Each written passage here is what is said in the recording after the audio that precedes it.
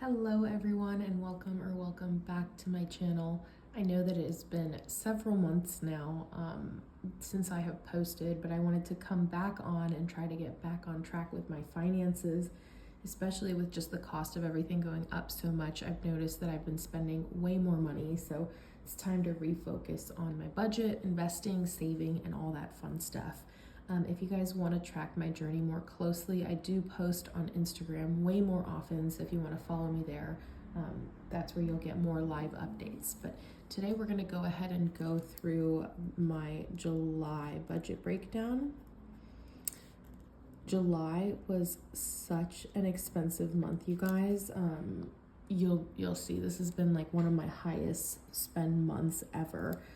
First category here was taxes. Just in taxes, I spent over $4,000 this month. Part of that was due to a small bonus that I had received at work, which I was not anticipating. I was actually expecting a raise, but instead they decided to give out bonuses. So those are just taxed at a higher rate initially. So went ahead and paid over $4,000 in taxes. Usually that's under $3,000. The next category we have is investing. So investing broke down to $1,307 for the month. I have not been investing as much as I typically have in the past. This has just been a category that as things become more expensive, they tend to come out of my investing category. So a lower investing month. Next we have housing, and this includes my mortgage, property taxes, HOA, homeowners insurance, and utilities. That came out to $4,355 for the month of July. Next, I have my fixed costs. My fixed costs include my internet, any subscriptions I have, my medical insurance, and then also I'm not subscribed to a gym, but I do utilize ClassPass, so that's about $59 a month as well. That's included in here. So total fixed costs come out to $144. Now we have, for the next few costs, these are really going to be the items that are not so fixed. So food, these are all my variables that do change month over month. Food was probably the highest spend month for food ever, totaling $827. I did do quite a bit of traveling in July, and I was in New York for about 4 days, so that helped total that food budget go up. Next we have travel and transportation. My travel and transportation was $2,265. Definitely a high month, but little disclaimer here, my car insurance I pay every 6 months. So that was due in July. So I went ahead and just paid the 6 months of premiums all at once, which caused my travel and transportation expense to be quite high for July. The next category I have is coffee.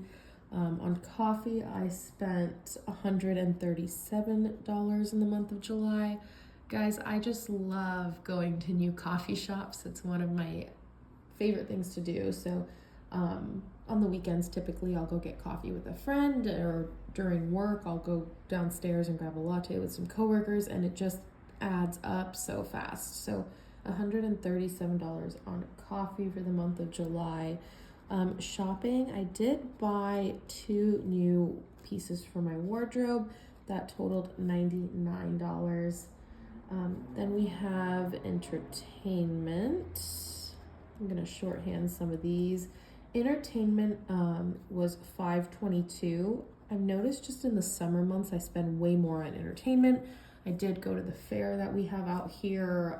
If I want to go paddleboarding with friends, all of that comes from my entertainment fund. And then last but not least, we have our miscellaneous category at $274 for the month of July. So just small expenses that were coming up that I wasn't anticipating. And when you add these all up, my total spend for July was $14,061. So definitely a very high spend month.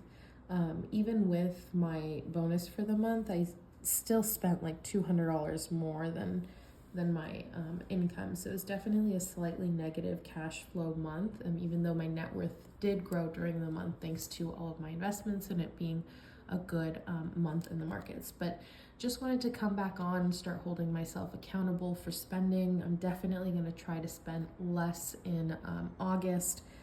Just with the summer months and the cost of everything going up, it's been quite challenging, but I'm going to be a little bit more intentional and try to post more regularly as well to hold myself accountable.